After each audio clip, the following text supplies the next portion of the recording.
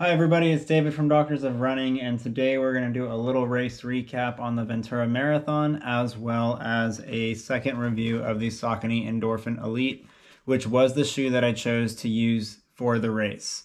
As far as the race recap goes, it was an interesting race because we're here on the West Coast and we've had a crazy cold front come in, and all of the mornings have been low 30s. And so at the start of the race, it was 31 degrees. It stayed through the 30s, I'm pretty sure all the way up until about mile 18 or 19. And the finish was right around 44 degrees, I believe. It started warming up as I got closer to Ventura. So the Ventura Marathon essentially starts in Ojai, small little mountain town. The first half of the race is a lot of rolling hills. There were 3 reroutes because we've also had a lot of flooding here on the Central Coast, and there were several parts of that course that were definitely flooded and not runnable, so they had to reroute it. And thankfully, they have some USATF certifiers in Ventura. They were able to make sure the course was USATF certified before the race was sanctioned or held.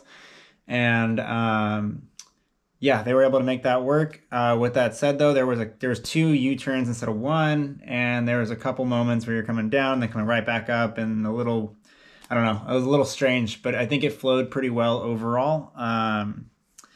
There were some long climbs, some long descents. It was kind of a weird race where it kind of played with you a lot. And then the marathoners ran into the half marathoners in the second half, so there was a little bit of dodging going on. On the bike path, one of the areas was destroyed, so that was part of the reroute on one of the side roads, and then we eventually came back onto the bike path. And there were areas that were just full mud of footbed, and so like I came to a dead stop like 3 or 4 times during the course of this race. Didn't see any results yet. Race went pretty well overall. I think it was 2:25:07 officially, I think, on gun time. Third overall, and that's 5:32, 5:33 pace per mile, I believe. And that was right where we wanted to be. I wanted to basically go out there today. I know there's probably more in the wheelhouse, but we wanted to just make sure we went out there and had a good day. And so I went out there with the intent of averaging, give or take, about 5:30. And we came through the half marathon right around 111 high, I believe. And then that second half of the race would have been like low 113 essentially to get that 225. And I think it went pretty well. There was a pack early on, and we all kind of got together, and they were attacking the downhills a little harder than I would have liked. So I stayed back, and then I would kind of just catch them back up again on the uphill. And then we rolled together for about 14 miles, and then they started running a little bit faster than I wanted to for that second half, where I just wasn't about to go 110 or faster. So I let them go, and I decided to just keep doing what I was doing with that intent of, if I change nothing else, this race will still be a great day. So now I have a personal best that I can talk about in the marathon. This is the second marathon that I've raced seriously. First, that actually went well. And then we'll build from here with goals of going under 220, hopefully by the end of the year. And I think that was a good sign to be able to stay in control for most of the race. I was able to keep every mile under 6 minutes, even at the very end. And with a couple of those dead stops, or I even ran into someone at one point, I was able to still keep enough composure and just keep myself moving forward despite that. And I was happy with the effort overall. As far as the shoe goes, and actually just like a little testament to the course, like I got mud all along the sidewalls, kicked up everywhere. It was all on my calves, back of my singlet from the race. So I guess you could say the Endorphin Elite is now a trail shoe by default. Not that it was actually traily, it's just mud over the bike path. But the shoe did really well for me. The Endorphin Elite, I've used it for quite a bit of things now, and I've found that for me, this is a really ideal shoe for my mechanics at the half marathon and marathon distances. I found when I took it down to 5K, 10K pace, it was certainly doable, but the sharp toe spring up front was almost a little bit too much. And so like I did a 4-mile tempo at it was just a little under 20 minutes. It was right around 1950.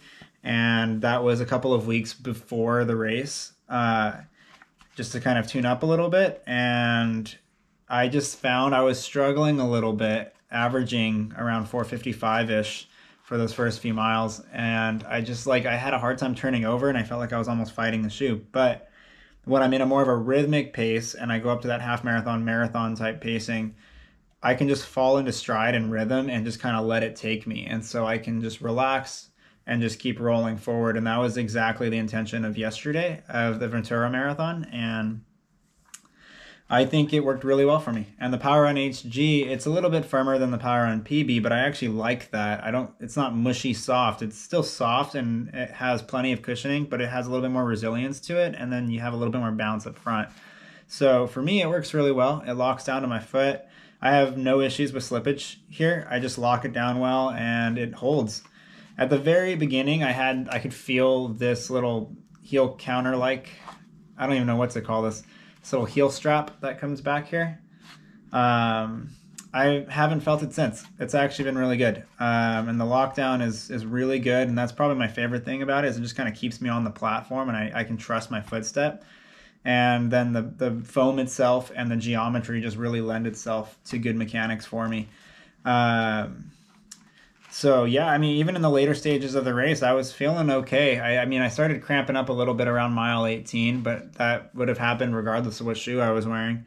But just tried to settle in, stay in pace, stay calm, keep moving forward. And I think it went pretty well. I mean, I didn't really start slowing down too much until about mile 23. So that's always a good sign when you can make it a few miles beyond 20. And then you start feeling it to that point where you have to actually slow down a little bit.